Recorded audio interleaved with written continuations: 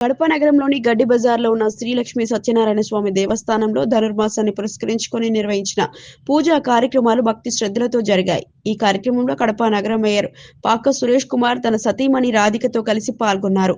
Mayor దంపతులు ముందుగా శ్రీ వెంకటేశ్వర స్వామి వారిని దర్శించుకుని ప్రత్యేక పూజలు చేశారు. అనంతరం ఆలయ వేద పండితులు శ్రీ విజయ్ భట్టర్ స్వామి ఆశీర్వచనం చేశారు. ధనుర్మాస సందర్భంగా నిర్వహించిన పసుర పూజలు భక్తులను విశేషంగా ఆకట్టుకున్నాయి. ఈ సందర్భంగా మేయర్ పాక సురేష్ కుమార్ స్వామివారి పల్లకి ఊరేగింపులో పాల్గొని భక్తులతో కలిసి ప్రత్యేక ప్రార్థనలు చేశారు.